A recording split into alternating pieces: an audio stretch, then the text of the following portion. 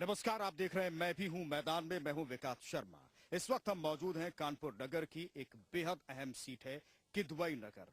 यहां से कांग्रेस के विधायक हैं अजय कपूर, जो कि कई बार विधायक रह चुके हैं। यहां की समस्याएं क्या हैं हम समझने की कोशिश करेंगे। हमारे साथ समाजवादी पार्टी के प्रत्याशी हैं पंडित ओम प्रकाश मिश्रा, उनसे बातचीत करेंगे। पंडित ओम प्रकाश जी, आपकी विधानसभा का स्वरूप किस तरीके का है और कहाँ आप उसमें पाते हैं अपने आप को? किदवई नगर विधानसभा बेसिकली ज्यादातर व्यापारी वर्ग के लोग रहते हैं और किदवई नगर विधानसभा का जो स्वरूप है, टाट मिल से शुरू होकर के नौबस्ता होता हुआ, बर्रा 8 होता हुआ, गोविंद नगर होता हुआ, ट्रांसपोर्ट नगर तक आता है। और यहाँ की जो समस्याएं हैं, प्रमुख समस्याएं हैं टाट मिल से लेकर बाईपास तक, जिसमें कि प्रतिदिन 1 लाख से भी अधिक लोग आते जाते हैं। और ये समस्या है जो बड़ी समस्या है, जिसका निदान अभी बाकी है। समस्याएं आपने जिनका जिक्र किया है, सड़क, बिजली, पानी, शिक्षा, स्वास्थ्य, तमाम क्षेत्रों में दिक्कतें होती हैं। आपके इलाके में कौन सी ऐसी समस्याएं हैं जो आपको लगता है कि अब तक उनका निराकरण नहीं हो पाया है, उन्हें दूर नहीं किया गया आपके विधायक की तरफ से? 4.5 वर्ष पहले किदवई नगर विधानसभा की स्थिति बहुत दयनीय थी। किदवई नगर विधानसभा की सड़कें बदतर हाल में थी। किदवई नगर में बिजली की बहुत बड़ी समस्या थी। 14 घंटा 15 घंटा से अधिक बिजली कभी भी आई ही नहीं है। किदवई नगर विधानसभा पानी की बहुत अव्यवस्था थी। सीवर की इतनी बड़ी समस्या है कि लोगों के घरों के सामने सीवर का पानी बजबजाता रहता है। पूरी किदवई नगर विधानसभा समस्याओं से ग्रस्त थी। 4.5 वर्ष के पहले, जब से 2012 से समाजवादी पार्टी की सरकार बनी है, माननीय मुख्यमंत्री जी से यहाँ की समस्याओं के बारे में मैंने अवगत कराया।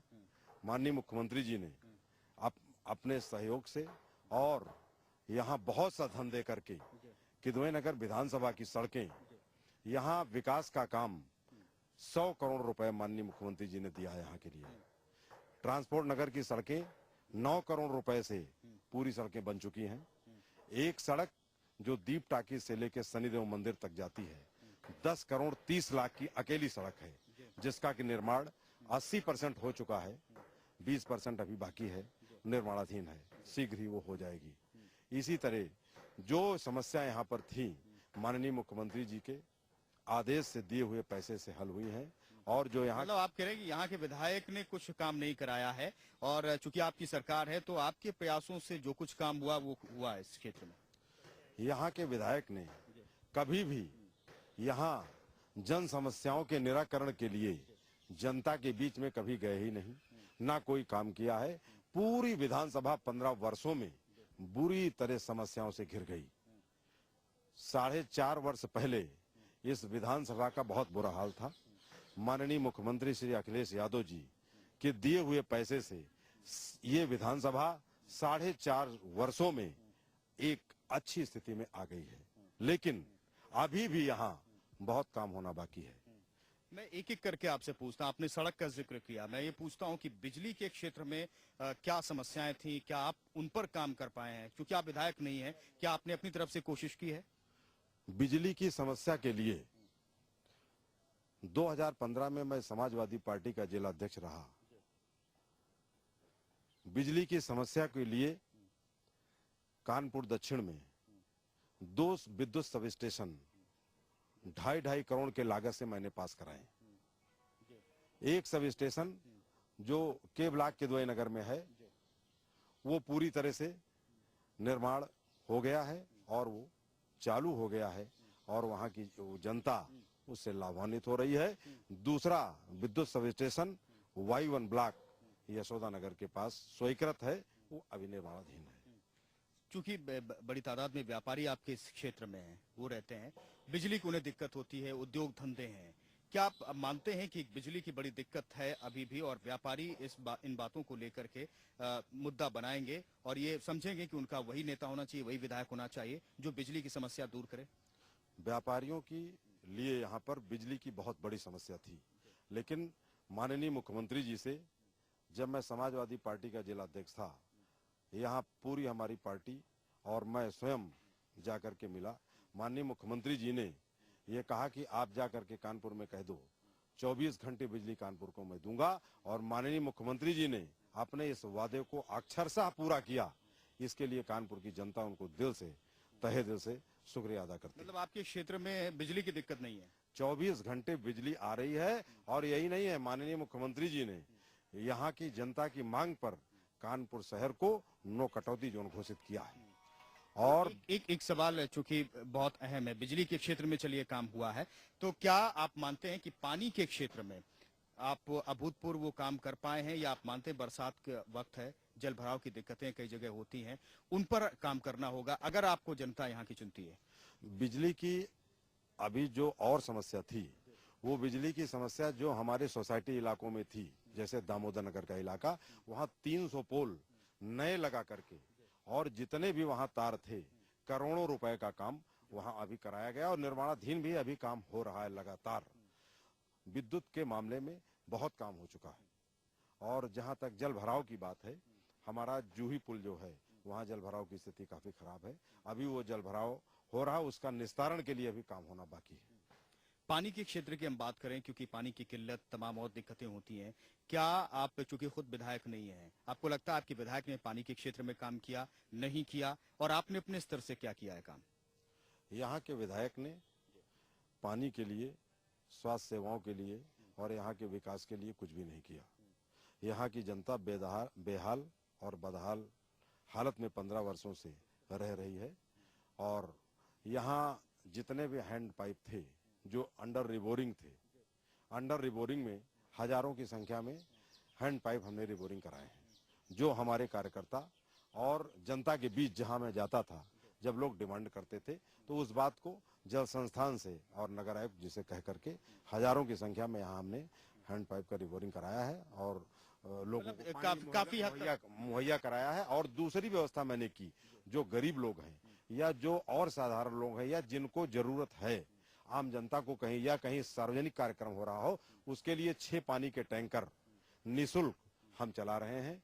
कहीं से भी पूरी विधानसभा से जो भी व्यक्ति चाहता है वो ट्रैक्टर, इसका खर्च आप खुद वहन करते हैं क्या? हाँ, ये हमारे निजी खर्च पे टैंकर और ट्रैक्टर चलते हैं। ये यहाँ के आम लोगों के लिए है, कोई कभी भी चाहे वो अपनी डिमांड पे ले सकता है। एक बहुत बड़ा मुद्दा है आपका, ये शहरी इलाका है, विधानसभा क्षेत्र, शिक्षा और रोजगार का एक बड़ा इशू है।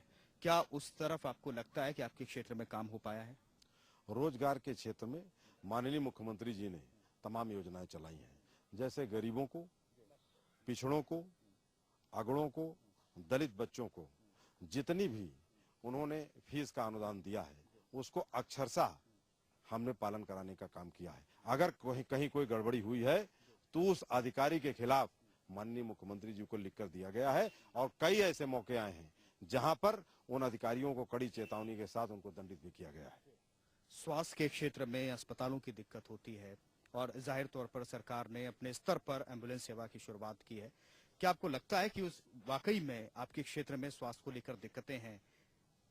स्वास्थ्य को लेकर दिक्कतें थी, लेकिन माननीय मुख्यमंत्री जी ने, जो गरीबों के मसीहा हैं, नेता हैं, उनके दिल में दर्द है गरीबों के लिए, उन्होंने 108, 102 हमारी महिलाओं के लिए, बहनों के लिए जहां पर समस्या है, जो भी 10 समाजवादी एम्बुलेंस 102 डायल करेंगी, 20 मिनट के अंदर वहां पे हमारी एम्बुलेंस पहुंचती है। 108 कोई भी गरीब व्यक्ति जो रिक्शे से नहीं जा सकता है हॉस्पिटल तक, उसके लिए 108 मुहैया है। जो भी 108 समाजवादी एम्बुलेंस डायल करेगा, 20 से 25 मिनट के अंदर हमारी एम्बुलेंस वहां पहुंचती है और उसको हॉस्पिटल में लेके पहुंचाती है।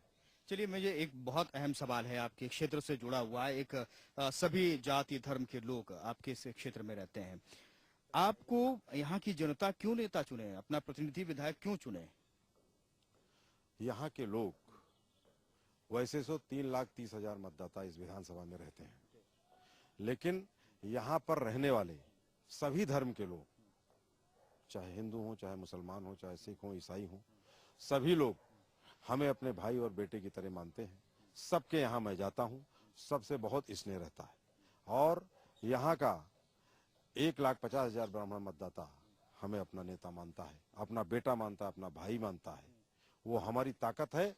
और यहाँ पिछड़े वर्ग के मतदाता, मुस्लिम मतदाता जो हमारे साथ कंधे से कंधा मिलाकर काम कर रहे हैं, वो हमारी ताकत है।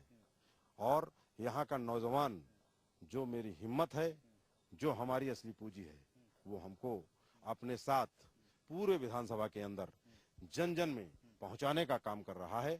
और निश्चित रूप से यही हमारा विश्वास है। मतलब आप अपने आप को ब्राह्मणों का नेता भी आप समझते हैं, उनके लिए आपने काम किया है? जी हाँ, यहाँ का ब्राह्मण हमें अपने बेटे और भाई की तरह मानता है, हम पर विश्वास करता है। एक बहुत अहम सवाल है, क्योंकि तमाम मुद्दे चुनाव में होते हैं। आपके लोकल मुद्दे होते हैं, सड़क, बिजली, पानी क्षेत्र। फिर जब कैंपेनिंग होती है तो राज्य के मुद्दे, राष्ट्रीय स्तर के मुद्दे होते हैं। अगर ऐसे मुद्दे आपके सामने आएंगे, चाहे हम राज्य स्तर की बात करें, कानून व्यवस्था को लेकर के, तो इन सब का जवाब कैसे देंगे आप? जहां तक राष्ट्रीय मुद्दे हों या राज्य के मुद्दे हों, आज उत्तर प्रदेश पूरे देश नहीं पूरी दुनिया में विकास के लिए एक मिसाल बन चुका है। माननीय मुख्यमंत्री अखिलेश यादव जी ने उत्तर प्रदेश को, विकास को जो एक नई ऊंचाई दी है, इसके पहले कोई भी मुख्यमंत्री नहीं दे पाया है। चाहे लखनऊ से लेके आगरा तक का हिंदुस्तान का सबसे बड़ा एक्सप्रेसवे हो, चाहे लखनऊ की मेट्रो रेल सेवा योजना हो जो कि पूर्णतया राज्य सरकार के पैसे से बन रही है, चाहे कानपुर की मेट्रो रेल परियोजना हो जिसको कि माननीय मुख्यमंत्री जी ने 13,271 करोड़ रुपए मंत्रिमंडल में पास करके ये साबित किया है कि कानपुर के विकास के लिए हम दृढ़ संकल्प हैं। मतलब आपको लगता है कि इसका भी फायदा आपको पहुंचेगा, क्योंकि बड़ी बड़ी रैलियां होंगी, बड़े बड़े नेताओं, अलग दलों के आएंगे, तो आपको लगता है कि इन मुद्दों के सहारे आप जनता का दिल जीत पाएंगे? माननीय मुख्यमंत्री श्री अखिलेश यादव जी के सोच के आगे कोई भी नेता टिक नहीं पाएगा। उनकी सोच विश्व स्तरीय है।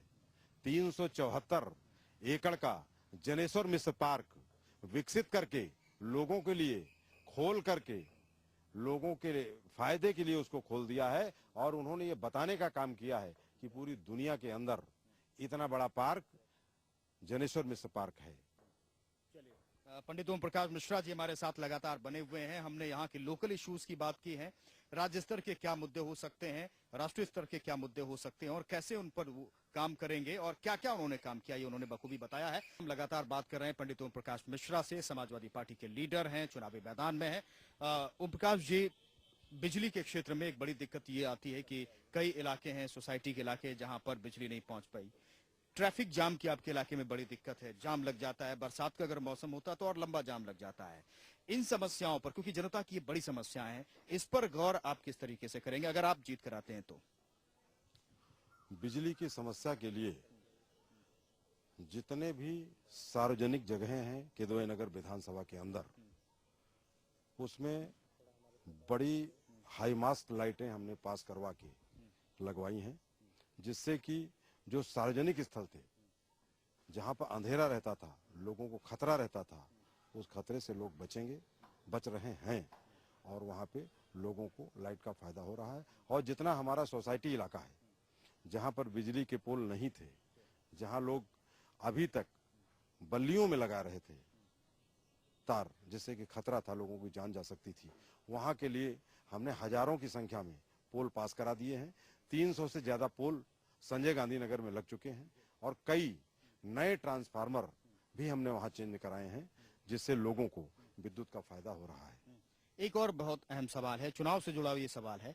3 बार के विधायक लगातार आपके सामने हैं मुकाबले में, और जाहिर तौर पर ऐसे में उनके सामने अपने आप को कितने स्तर पर आप मानते हैं, कितना मजबूत मानते हैं?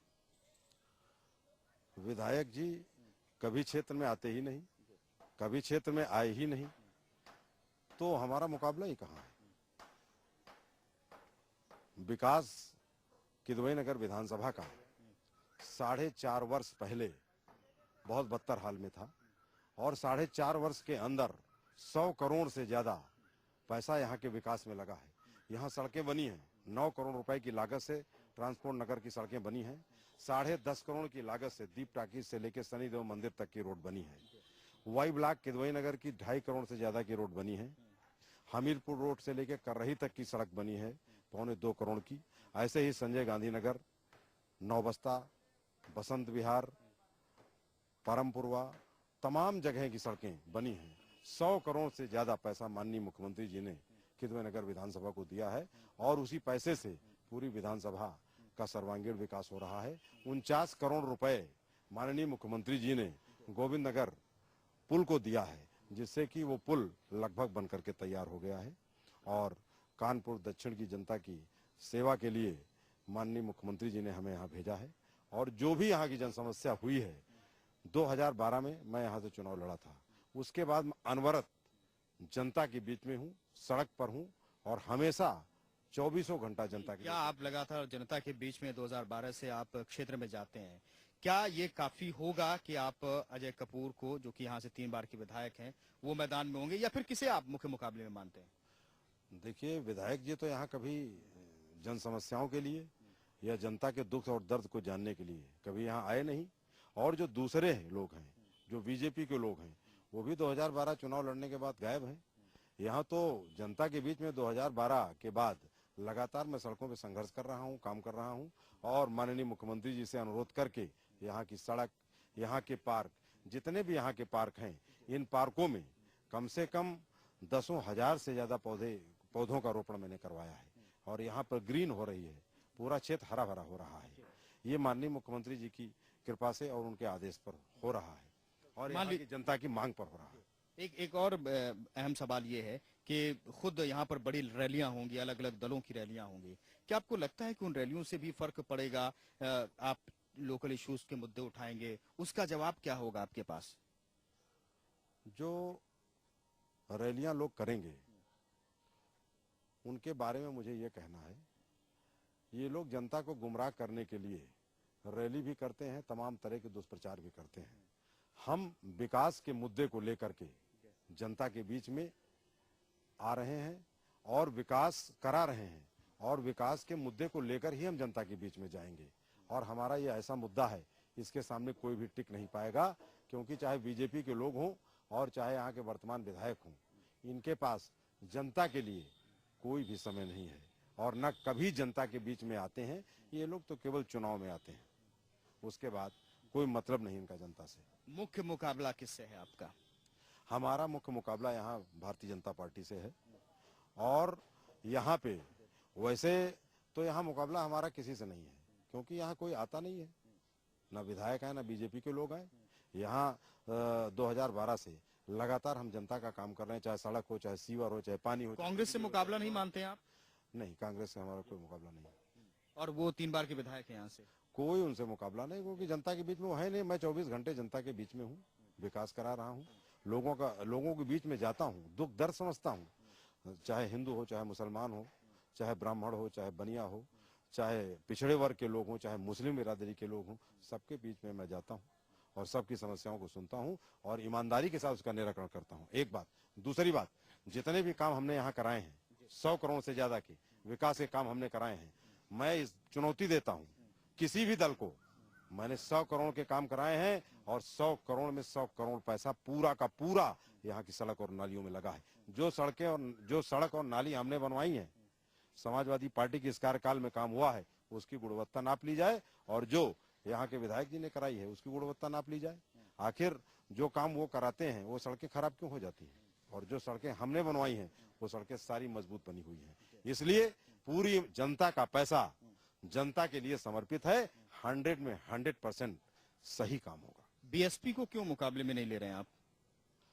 कोई यहाँ है नहीं, उसका कोई मतलब नहीं। एक सवाल बेहद और अहम है कि मुख्यमंत्री जी लगातार ये कोशिश करते रहते हैं कि उनकी जो फ्लैगशिप योजनाएं हैं, बड़ी योजनाएं हैं, महत्वाकांक्षी योजनाएं हैं, वो उनके जो सिपाही हैं वो लोगों तक पहुंचाएं। और उसमें आपको लगता है कि आपके क्षेत्र में आपने वो जिम्मेदारी निभाई है? पूरी तरह से। माननीय मुख्यमंत्री जी की जो महत्वाकांक्षी योजनाएं हैं उनको हम प्रायोरिटी पे करते हैं। जैसे पर्यावरण को संतुलन बनाए रखने के लिए माननीय मुख्यमंत्री जी का कहना है कि अधिक से अधिक आप वृक्ष लगाइए। हमने इस जुलाई के महीने में 10,000 से ज्यादा हमने पार्कों में वृक्षारोपण, हमने 10,000 से ज्यादा पौधे हमने रोपण करवाए हैं। और जैसे माननीय मुख्यमंत्री जी ने जो योजनाएं चलाई हैं, जैसे 1090 जो महिला पावर लाइन है, अगर कोई महिला बहन हमारी शिकायत करती है कि हमें न्याय नहीं मिला है, तो उस अधिकारी को और उस कर्मचारी को जिसने कहीं गड़बड़ी की है, इसकी सूचना माननीय मुख्यमंत्री कार्यालय में देता हूं। और कई बार ऐसा हुआ है, जो लोग गड़बड़ किए हैं, माननीय मुख्यमंत्री जी के कार्यालय से उनको दंड भी दिया गया है। एक बड़ा इशू बनेगा कानून व्यवस्था का, उसका जवाब क्या होगा? क्योंकि आप के जो दूसरे दल हैं वो सवाल उठाएंगे और इस पर आपका जवाब भी लेंगे। कानून व्यवस्था जहां तक माननीय मुख्यमंत्री अखिलेश यादव जी की सरकार में जितनी अच्छी हुई है, इतनी कानून व्यवस्था पहले कभी भी नहीं थी। इसके पहले भी सरकार थी। कई ऐसे थाने हैं, हम आपको दे दें, जहां 200 हरिजन एक्ट एक एक थाने में लगे हैं सवर्णों के ऊपर। मैं उन लोगों से पूछना चाहता हूं, आज कोई बता दे किसी थाने में कि हमारे साथ जुर्म हो रहा है या अत्याचार हो रहा है। अगर कोई बताता है तो हम लोग उसको न्याय दिलाने के लिए खुद, चाहे जिले का कलेक्टर हो और चाहे यहाँ का कप्तान हो, उसके पास हम लोग जाते हैं। और अगर वहां भी नहीं होता है तो माननीय मुख्यमंत्री जी को मैं अवगत कराता हूँ। और एक बार नहीं, तमाम ऐसे मामले आए हैं जिसमें माननीय मुख्यमंत्री जी ने बड़े बड़े अधिकारियों को किनारे लगाने का काम किया है। एक बहुत बड़ा मुद्दा है, चूंकि आपका ये शहरी क्षेत्र है, औद्योगिक क्षेत्र है, रोजगार का, क्या आपको लगता है आपके क्षेत्र में उस तरीके से लोगों को रोजगार मिल पाया है, या बहुत सारी कमियां हैं, रोजगार को लेकर दिक्कतें हैं, बनी रहती हैं, उन पर आप काम कर पाएंगे? देखिए, माननीय मुख्यमंत्री जी युवा हैं, युवाओं के नेता हैं, हमारे नेता हैं। माननीय मुख्यमंत्री जी ने युवाओं के लिए बहुत काम किया, बहुत रोजगार उन्होंने सृजित किए हैं, उससे नौजवानों को लाभ हुआ है। हम लोग मदद भी कर रहे हैं। हमारे क्षेत्र के जो नौजवान हैं उनको योजनाओं से जानकारी देता हूं, रूबरू कराता हूं योजनाओं से, और उसका फायदा उनको दिलाता हूं ईमानदारी के साथ। और तमाम जितनी भी नौकरियां माननीय मुख्यमंत्री जी ने दिया है, कोई भी नहीं उंगली उठा सकता है और कोई ये नहीं कह सकता है कि समाजवादी पार्टी की सरकार में किसी ने इनको नौकरी दिलाने के लिए एक कप चाय भी पी है। एक और अहम सवाल है, चूंकि समय की कमी है, कौन से ऐसे मुद्दे होंगे, कौन से ऐसे इश्यूज होंगे कि आपको लगता है कि आप बाकी प्रत्याशियों पर, बाकी दलों पर भारी होंगे? हम विकास के मुद्दे को लेकर के जनता के बीच में जा रहे हैं, और विकास का हमारा ऐसा मुद्दा है, इसके सामने सभी फेल हो जाएंगे। और विकास का मुद्दा पूरी ईमानदारी के साथ लेके जा रहा हूं। अगर जनता ने यहाँ का विधायक बनाया और जनता ने हमें सेवा करने का मौका दिया, तो मैं जनता से वादा ही नहीं करता हूं, उसको पूर्ण विश्वास में दिलाता हूं। आपके एक एक पैसे का हिसाब आपका भाई, आपका साथी, आपका बेटा ओम प्रकाश मिश्रा आपको देगा। और जो भी विकास होगा, चाहे सड़क हो, चाहे सीवर हो, चाहे नालियां हो, चाहे बिजली हो, चाहे स्वास्थ्य हो, कोई भी मेरे रहते हुए बेईमानी नहीं कर पाएगा। और अगर कोई इसकी जरूरत करेगा तो निश्चित रूप से उसको जनता की अदालत में खड़ा करने का काम ओम प्रकाश मिश्रा करेगा। चलिए पंडित ओम प्रकाश मिश्रा जी, पब्लिक भी आपकी बातों को देख रही है और जाहिर तौर पर पब्लिक के हाथ में ही सब कुछ है, रिजल्ट पब्लिक को ही देना है। और आपने जो कहा है, आपने अपना नजरिया रखा है, लोगों ने उसको भी बखूबी समझा है। बहुत बहुत शुक्रिया पंडित ओम प्रकाश मिश्रा जी, हमारे साथ बने हुए थे। तो फिलहाल मैं भी हूं मैदान में, आज के लिए इतना ही। मिलेंगे एक और प्रत्याशी के साथ और उससे भी पूछेंगे यही सवाल कि वो जनता के लिए क्या करेगा।